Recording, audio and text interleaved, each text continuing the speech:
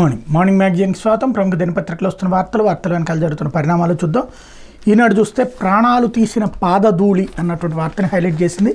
116 మంది దుర్మరణం. బోలేబాబా పాదధూళి సేకరించే క్రమంలో తొక్కిసలాట. మృతుల్లో 108 మంది మహిళలు. ఉత్తరప్రదేశ్లోని హత్రాస్లో తీవ్ర విషాద ఘటన. బోలేబాబా పాదధూళి కోసం వచ్చినటువంటి భక్తులు ఆ మట్టిలోనే కలిసిపోయిన పెను విషాద ఘటన ఉత్తరప్రదేశ్లోని హత్రాస్ జిల్లా పుల్రయి గ్రామంలో మంగళవారం చోటు చేసుకుంది. ఈ ప్రాంతంలో ప్రసిద్ధులైన బోలేబాబా దర్శనం కోసం ఒక్కసారిగా జనం ఎగబడడంతో పాటు ఆయన పాదాల చుట్టూ ఉన్న మట్టిని సేకరించేందుకు ప్రయత్నించడం తొక్కిసలాట చోటు చేసుకుంది. ఈ ఘటనలో 116 మంది దుర్మరణం పాలయ్యారు. 100 మంది గాయపడ్డారు. మరణించిన వారిలో 108 మంది మహిళలు, 7 చిన్నారులు ఉన్నారు. మృతుల సంఖ్య మరింత పెరిగే అవకాశం ఉందని భావిస్తున్నారు. ఘటన మీద ఉత్తరప్రదేశ్ ప్రభుత్వం విచారణకు ఆదేశించింది. రాష్ట్రపతి ద్రౌపది ముర్ము, ప్రధాని మోడీ, కేంద్ర హోంమంత్రి అమిత్ షా ఈ ఘటన మీద తీవ్ర దిగ్భ్రాంతి వ్యక్తం చేశారు. బోలేబాబా సత్సంగ్ కార్యక్రమాన్ని గత కొన్ని రోజులుగా నిర్వహిస్తున్నారు. మంగళవారం చివరి రోజు కావడంతో ఆయన దర్శించుకునేందుకు ఆయన పాదాల చెంత మట్టిని సేకరించి తీసుకువెళ్లేందుకు భారీగా భక్తులు వచ్చారు. ఈ సందర్భంగా తొక్కిసలాట చోటు చేసుకోవడంతో గాలి ఆడక పలువురు ఒకరిపై ఒకరు పడి మృతి చెందారు. 23 మృతదేహాలను పొరుగున ఉన్న ఎటా జిల్లా ఆసుపత్రికి తరలించారు. మిలియన్ మృతదేహాలను హత్రాస్లోని సికింద్రరావు ఆసుపత్రికి తీసుకొచ్చారు. మృతదేహాలను గాయపడిన వారిని అంబులెన్సులు, కార్లు, ట్రక్కులు, టెంపోల్లో సికింద్రరావు ట్రామా కేర్ సెంటర్కి తీసుకెళ్లారు. ఆసుపత్రి ఆవరణలో మృతదేహాలను ఉంచడంతో బంధువుల ఆర్తనాదాలు మిన్నంటాయి. ట్రక్కులో 5-6 మృతదేహాలు ఉండగా ఒక మహిళ కన్నీరు మున్నీరవుతున్న దృశ్యం విదారకంగా కనిపించింది అన్నటువంటి విషయాన్ని హైలైట్ చేశారు. ఇక్కడ సత్సంగను ముగించుకుని సాయంత్రం 3:30 గంటల సమయంలో భక్తులంతా ఇంటికి వెళ్ళేటటువంటి సమయంలో ఈ తొక్కిసలాట చోటు చేసుకుంది జరిగిందని ప్రత్యక్ష సాక్షి శకుంతలాదేవి చెప్పారు. జనమంతా ఒకరిపై ఒకరు పట్టడంతో ఎక్కువ మంది చనిపోయారని వివరించారు. భక్తుల భారీ రద్దీ వల్ల తొక్కిసలాట చోటు చేసుకుందని సికింద్రాబాద్ పోలీస్ స్టేషన్ అధికారి ఆశీష్ కుమార్ తెలిపారు. సత్సంగ నిర్వాహకుల మీద పోలీసులు ఎఫ్ఐఆర్ నమోదు చేశారు. మృతుల కుటుంబాలకు 2 లక్షల చొప్పున, గాయపడిన వారికి 50,000 రూపాయలు చొప్పున పరిహారాన్ని ముఖ్యమంత్రి యోగి ఆదిత్యనాథ్ ప్రకటించారు అన్నటువంటి విషయాన్ని ఇక్కడ ప్రధానంగా హైలైట్ చేశారు. ఎవరు అసలు ఈ బోలేబాబా అంటే ఉత్తరప్రదేశ్కి చెందిన నారాయణ్ సాకార్ హరి అలియాస్ సాకార్ విశ్వహరి బోలేబాబాగా ప్రసిద్ధి. ఎటా జిల్లా బహదూర్ గ్రామానికి చెందినటువంటి ఆయన బాల్యంలో తండ్రితో కలిసి వ్యవసాయం చేసేవాడు. గతంలో ఇంటెలిజెన్స్ బ్యూరోలను పనిచేసినట్టు చెప్పుకునేవాడు. 26 ఏళ్ల క్రితమే ఉద్యోగం నుంచి వైదొలిగి ఆధ్యాత్మిక బాట పట్టినట్టు ప్రచారం చేసుకున్నాడు. తనకు గురువు అంటూ ఎవరు లేరని, కేవలం సమాజహితం కోసం ఈ మార్గాన్ని ఎంచుకున్నట్టు చెప్తుంటాడు. అలీగఢ్తో పాటు హద్రాస్ జిల్లాలో ప్రతి మంగళవారం సత్సంగ్ పేరుతో ఆధ్యాత్మిక కార్యక్రమాలు చేపడుతుంటారు. వీటికి వేల సంఖ్యలో భక్తులు హాజరవుతుంటారు. ఉత్తరప్రదేశ్తో పాటు ఉత్తరాఖండ్, హర్యానా, రాజస్థాన్, ఢిల్లీతో పాటు దేశవ్యాప్తంగా బోలేబాబాకు వేలాది మంది అనుచరులు ఉన్నారు. కార్యక్రమాల నిర్వహణకు వాలంటీర్లు ఉంటారు. కోవిడ్ మహమ్మారి విజృంభణ సమయంలోనూ భారీ సంఖ్యలో భక్తులు ఆయన కార్యక్రమాలకు హాజరయ్యారు. తాజాగా పుల్రయి గ్రామంలో సత్సంగ్ కార్యక్రమాన్ని ఏర్పాటు చేశారు. దీనికి భారీ సంఖ్యలో భక్తులు హాజరయ్యారు. ఈ క్రమంలో బాబా పాదాల వద్ద ఉన్న మట్టిని తీసుకునేందుకు భక్తులు పోటీ పడుతున్న సమయంలో తొక్కిసలాట జరిగింది అన్నటువంటి వార్తని ఇక్కడ హైలైట్ చేశారు. ఇది విషాదకరమైనటువంటి అంశం. మనుషుల్ని దేవుళ్ళుగా చూసేటటువంటి ప్రమాదం ఈ దేశంలో మానాల్సి ఉంది. ఆధ్యాత్మిక గురువుల్ని గురువుగా చూడటంలో తప్పులేదు, వాళ్ళ బోధనలు వినడంలో తప్పులేదు. కానీ వాళ్ళ కాళ్ళ మట్టేదో ప్రయోజనం అయిపోతుంది, దానికోసం అని చెప్పేసి తొక్కిసలాట అనేది దారుణమైనటువంటి అంశం. దీని మీద విచారణకు ఆదేశించారు. ఏం జరుగుతుందో తేలాలి. ఇకపోతే అలాగే 6ను కలుద్దాం. ప్రజాభవన్కు ఆహ్వానం. ముఖ్యమంత్రి చంద్రబాబు లేఖకు తెలంగాణ సీఎం రేవంత్ స్పందన. విభజన అంశాలపై చర్చించేందుకు సమావేశం ఏర్పాటు చేయాలని ఏపీ సీఎం చంద్రబాబు ప్రతిపాదనపై తెలంగాణ ముఖ్యమంత్రి రేవంత్ రెడ్డి సానుకూలంగా స్పందించారు. ఈ నెల 6న హైదరాబాద్లోని మహాత్మాగాంధీ జ్యోతిరావు పూలే ప్రజాభవన్లో చర్చలకు రావాలని ఆహ్వానించారు. ఈ మేరకు చంద్రబాబుకి మంగళవారం రేవంత్ రెడ్డి లేఖ రాశారు. విభజన సమస్యలను పరిష్కరించుకోవడానికి చర్చలు జరపాలంటూ లేఖ రాసినందుకు మీకు ధన్యవాదాలంటూ ఆయన ఈ వ్యవహారానికి సంబంధించి కంటిన్యూషన్కి అవకాశం కల్పించారు. ఇకపోతే రాహుల్ది పిల్ల చేష్ట అంటూ సానుభూతి కోసం కొత్త నాటకాలు. అంబేద్కర్నే ఓడించిన ఘనత కాంగ్రెస్ది. రాజ్యాంగం గురించి ఆ పార్టీ వారు మాట్లాడేది. హిందువులు హింసావాదులు అనడం సంస్కారమా? లోక్సభలో తూర్పారబట్టిన ప్రధాని. లోక్సభ విపక్ష నేత రాహుల్ గాంధీది పిల్ల చేష్ట, బాలక్ బుద్ధి అని ప్రధాని నరేంద్ర మోడీ ఎద్దేవా చేశారు. వరుసగా 3 లోక్సభ ఎన్నికల్లో 100 సీట్లను దాటకపోవడం కాంగ్రెస్కి ఇదే తొలిసారని చెప్పారు. కేవలం సానుభూతి పొందడం కోసం సభలో కాంగ్రెస్ కొత్త నాటకాలు ఆడుతోందని విరుచుకుపడ్డారు. పార్లమెంట్ ఉభయ సభల సంయుక్త సమావేశాన్ని ఉద్దేశించి రాష్ట్రపతి ద్రౌపది ముర్ము చేసిన ప్రసంగానికి ధన్యవాదాలు తెలిపే తీర్మానంపై 2 రోజులు కొనసాగిన చర్చకు మంగళవారం సాయంత్రం లోక్సభలో ఆయన సమాధానం ఇచ్చారు. విపక్షాల నిరసనల మధ్య ఆయన ప్రసంగం 135 నిమిషాలు కొనసాగింది. దేశంలో ఆర్థిక అరాచకత్వం సృష్టించాలని కాంగ్రెస్ ప్రయత్నిస్తోంది. ఓటమిని అంగీకరించకుండా అహంకారంతో ప్రవర్తిస్తుంది. 100 సీట్లు కూడా తెచ్చుకోకపోయినా వారే మా మీద గెలిచేసినట్లు చూపించుకోవాలని అనుకుంటోంది. ఓబీసీలను దొంగలుగా సంబోధించినందుకు వారికి శిక్ష పడింది. దేశ అత్యున్నత న్యాయస్థానంపై బాధ్యతారాహిత్య వ్యాఖ్యలకు వారు క్షమాపణ చెప్పాల్సి వచ్చింది. కనీస మద్దతు ధరలో అగ్నిపదులపై పార్లమెంటును తప్పుదోవ పట్టించాలని చూశారు. సందర్భానికి తగ్గట్టు స్వరం మార్చే అలాంటి నేత రాహుల్ గాంధీని ఉద్దేశించి ఇట్లాంటి అరాచకమైన మార్గాన్ని ఎంచుకోవడం దేశాన్ని ఇబ్బందుల్లోకి నెట్టేయడమని మోడీ చెప్పారంటూ స్పీకర్ అన్నింటినీ చిరునవ్వుతో భరిస్తారు. స్పీకర్జీ మీరు అన్నింటినీ చిరునవ్వుతో భరిస్తున్నారు, కానీ సోమవారం ఇక్కడ జరిగిన దానిపై ఏదో ఒకటి చేయకపోతే పార్లమెంటుకు మంచిది కాదు. ఇట్లాంటి ప్రయత్నాలు పిల్లచేష్టలుగా వదిలేయకూడదు. దాని వెనక లోతైన కుట్ర ఉంది. ప్రజల తీర్పును విపక్షాలు నిజాయితీగా అర్థం చేసుకోవాలి. కల్పిత విజయాలతో సంబరాలు చేసుకోకూడదు. దళితులు, వెనుకబడిన వర్గాల పట్ల నెహ్రూ ప్రభుత్వ చిన్నచూపును సహించలేక రాజీనామా చేసి మంత్రివర్గం నుంచి బయటకు వచ్చిన అంబేద్కర్ను పట్టుబట్టి ఓడించిన కాంగ్రెస్ నాయకులు ఇప్పుడు రాజ్యాంగం, రిజర్వేషన్ల రక్షణ గురించి మాట్లాడుతుంటే నవ్వొస్తోంది. భిన్నత్వంలో ఏకత్వాన్ని కాపాడుతున్న హిందూ మతంపై హింసావాదులుగా ముద్ర వేయాలన్న ఆలోచన ఎలా వచ్చింది అంటూ 100కి 99 వచ్చినట్లు మభ్యపెడుతున్నారు. ఎన్నికల్లో తాము బీజేపీని ఓడించామని భావనను ప్రజల మనసుల్లో నాటే కుటిల ప్రయత్నాలు కాంగ్రెస్ మొదలుపెట్టింది. ఇలా ఎందుకు చేస్తోందనడానికి ఉదాహరణ చెప్తాను. పిల్లవాడు సైకిల్ తొక్కడం మొదలుపెట్టిన తర్వాత కింద పడిపోయాడు. ఏడుస్తున్న పిల్లాడిని సముదాయించడానికి పెద్ద మనిషి నువ్వు సైకిల్ బాగా దొక్కావు కానీ చీమడ్డొచ్చి పడిపోయావని సాంత్వన చేకూర్చేలా మాట్లాడి కాంగ్రెస్ నాయకులు ప్రచారం మొదలుపెట్టారు. 99 మార్కులు వచ్చినట్టు బాలుడు అహంకారంతో తిరుగుతూ నాకు ఎన్ని మార్కులు వచ్చాయో చూడమని దేశానికంతా చెప్తున్నాడు. 99ని చూసిన తర్వాత వారు మెచ్చుకుంటున్న సమయంలో టీచర్ వచ్చి అతనికి వచ్చింది 100కి 99 కాదు 543కి 99 అని చెప్పింది. కానీ అది ఆ బాలబుద్ధికి అర్థం కాలేదు. కాంగ్రెస్ పార్టీ ప్రజల మధ్య విద్వేషాలు పెట్టి రాజకీయ ప్రయోజనం పొందే ప్రయత్నం చేసింది. దక్షిణాదికి వెళ్ళి ఉత్తర భారతీయులకు వ్యతిరేకంగా మాట్లాడింది. ఉత్తరాదికి వెళ్ళి పశ్చిమ భాగం వారి మీద విషయం చెమ్మింది. ఒక పిల్లాడు స్కూల్ నుంచి వచ్చి గట్టిగా ఆడవడం మొదలుపెట్టాడు. ఏమైందోనని అమ్మ భయపడింది. స్కూల్లో తను కొట్టారని చెప్పాడు. స్కూల్లో ఆ పిల్లాడే మిగతా పిల్లలను దూషించడం, పక్కన ఉన్న వారి పుస్తకాలు చించేయడం, టీచర్ను దొంగ అని తిట్టడం, పక్కవారి టిఫిన్ చోరీ చేసి తినడం వంటివి చెప్పలేదు.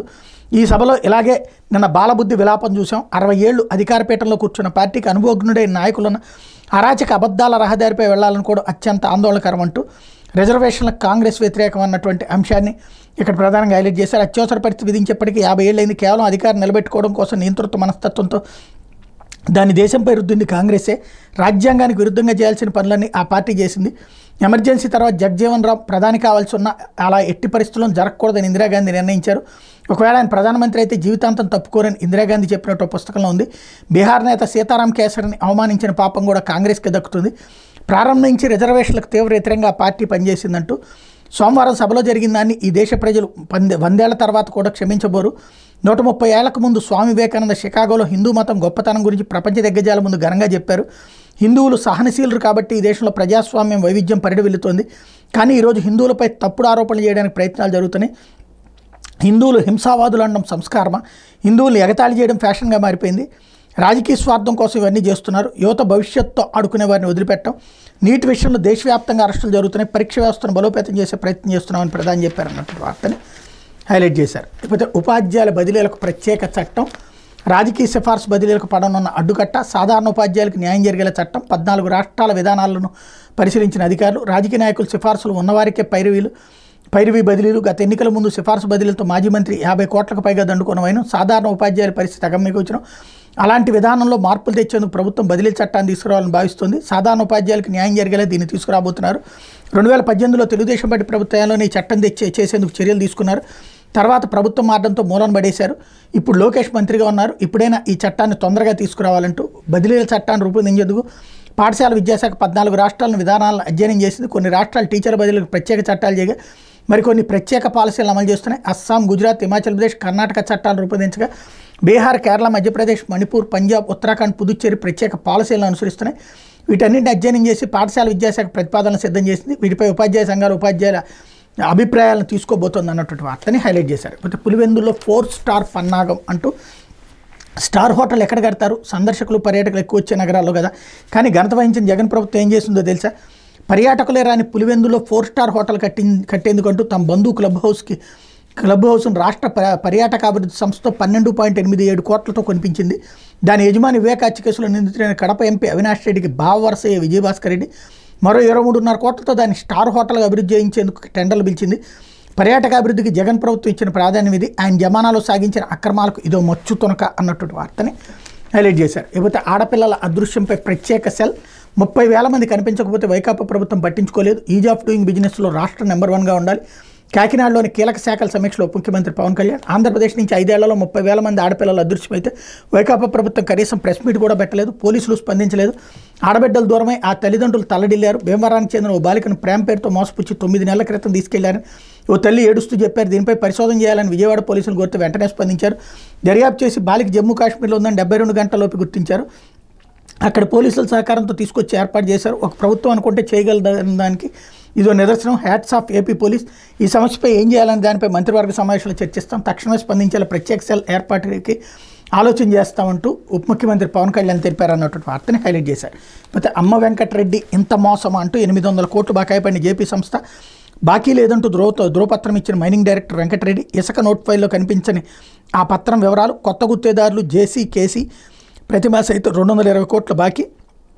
జగన్ ప్రభుత్వంలో సాగిన ఇసుక దోపిడీలు ఆశ్చర్యకరమైన నిజాలు ఒక్కొక్కటిగా వెలుగు చూస్తున్నాయి.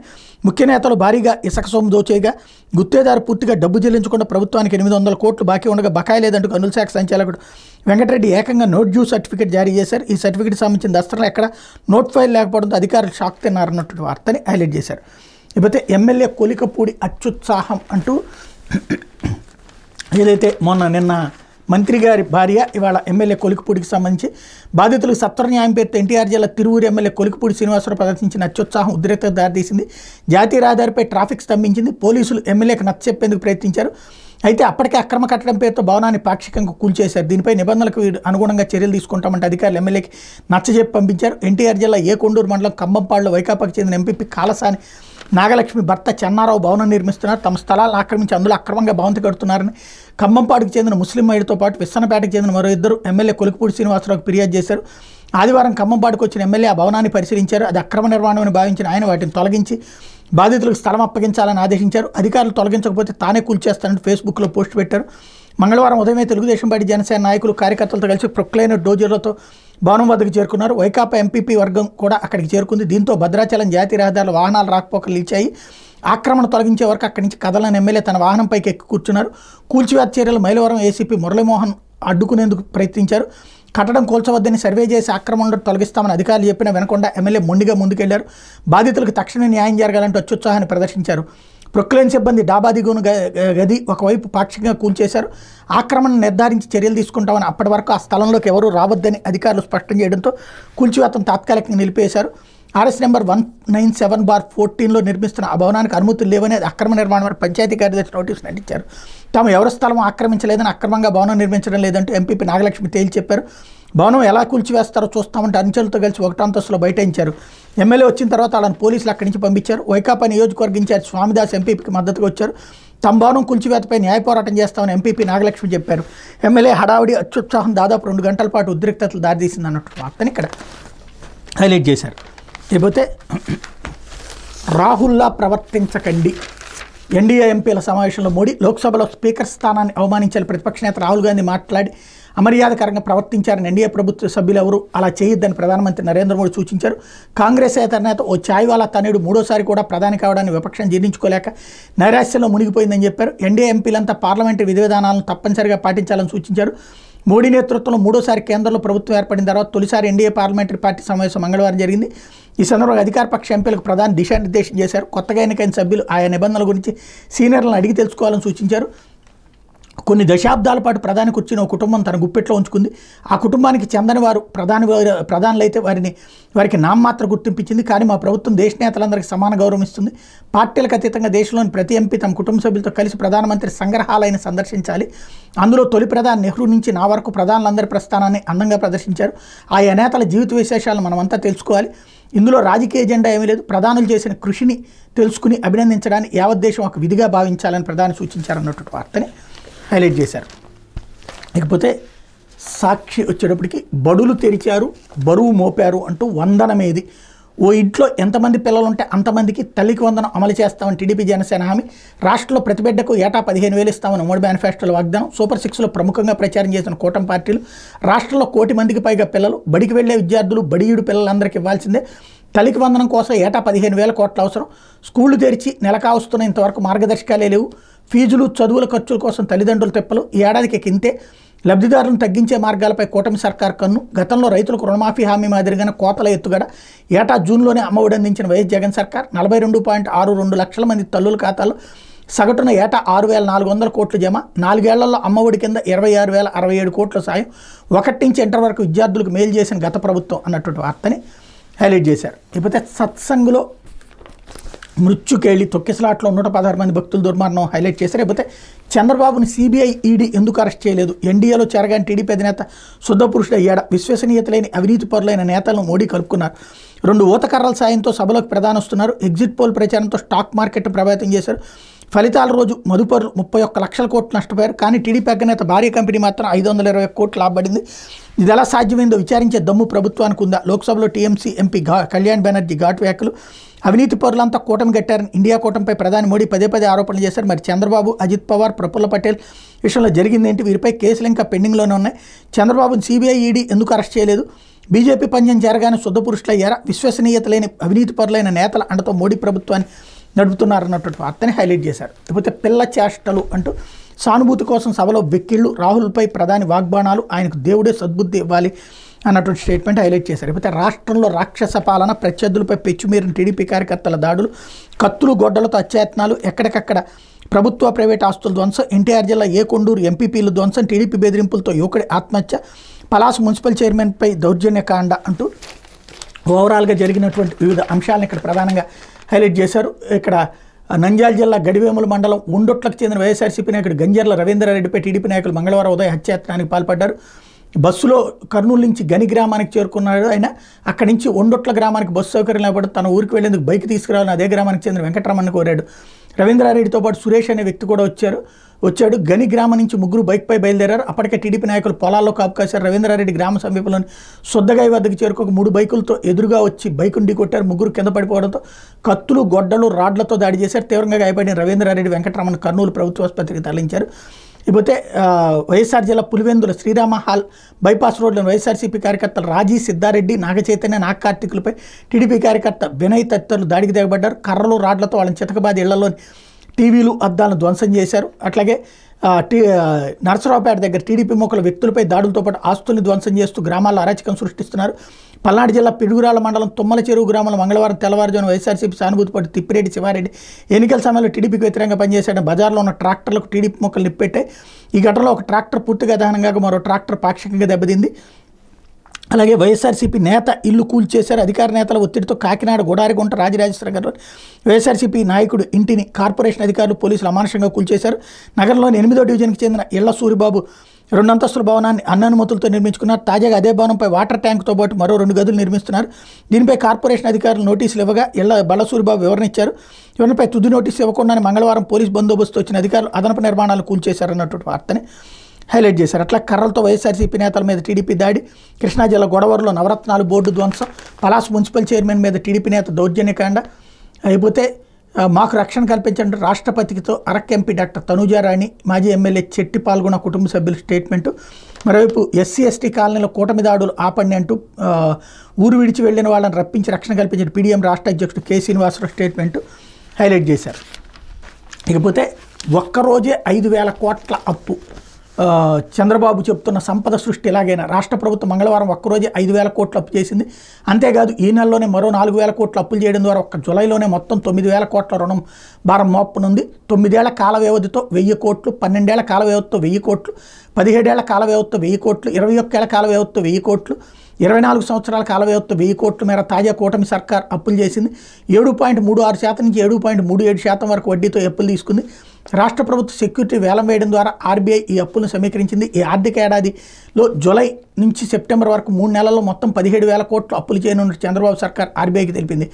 ఇందులో జూలైలో 9,000 కోట్లు అప్పు చేయనుండగా ఆగస్టు, సెప్టెంబర్లో 8,000 కోట్లు అప్పు చేయనున్నట్టు సమాచారం అందజేసింది. ఈ మేరకు మంగళవారం ఎంత అప్పులు తీసుకుంటారో వెల్లడించింది. కాగా ఇప్పటికే గత నెలలో కూటమి సర్కార్ 2,000 కోట్లు అప్పులు చేయడం తెలిసిందే అంటూ ప్రతి మంగళవారం అప్పు చేయిందే పూట గడవదంటూ వైఎస్ జగన్ సర్కార్పై పదే విషం గక్కిన ఎల్లో మీడియా ఇప్పుడు వేల కోట్ల అప్పులు రాష్ట్రాన్ని ముంచెత్తుతున్న కిక్కురు మనకపోవడం విస్మయం వ్యక్తమవుతోంది.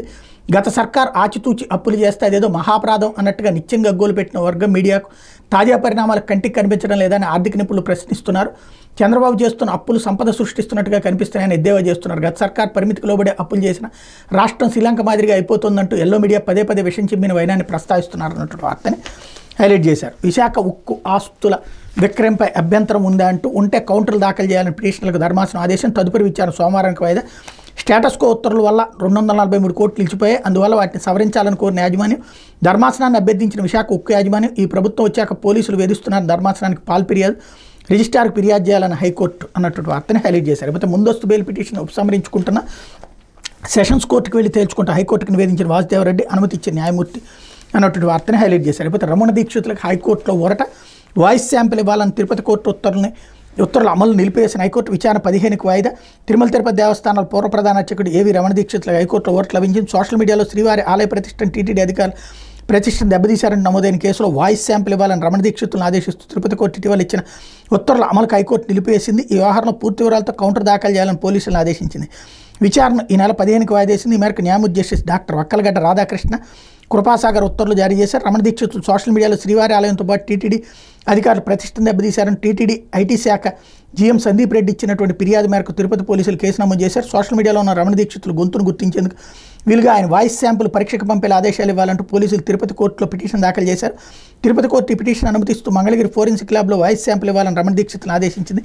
దీన్ని సవాల్ చేస్తూ రమణ దీక్షితులు హైకోర్టులో పిటిషన్ దాఖలు చేశారన్నటువంటి వార్తని హైలైట్ చేశారు. ఇకపోతే ఆంధ్రజ్యోతి సత్సంగ్లో తొక్కిసలాట 116 మంది దుర్మరణం. ఉత్తరప్రదేశ్లోని హత్రాస్లో ఘోరం 150 మందికి పైగా గాయాలు. చనిపోయిన వారిలో మహిళలు పిల్లలు ఎక్కువ అన్నటువంటి వార్తని హైలైట్ చేశారు. లేకపోతే జేపీ వెంచర్స్ నోట్ ఫైల్ గల్లంతు. ఆంధ్రజ్యోతి చెప్పినట్టే ఇసుక కీలక డేటా మాయం. జేపీకి బ్యాంక్ గ్యారంటీ ఇవ్వాలంటూ బ్యాంకులకు నాడు వెంకటరెడ్డి లేక ఎన్ఓసి నోట్ జ్యూస్ సర్టిఫికెట్ దానిపై నిర్ణయాల సమాచారం కనిపించడం లేదు.